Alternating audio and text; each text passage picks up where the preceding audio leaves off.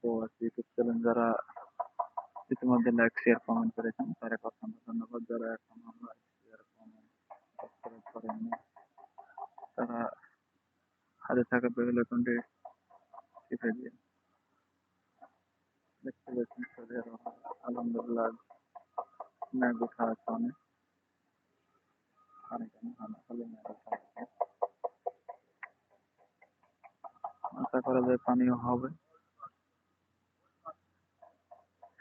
এত মেঘ উঠা আছে যে বলার কথা না, কিন্তু যদি এদিকে যদি বাংলাদেশে হয় তখন তো অনেক পানি হতো।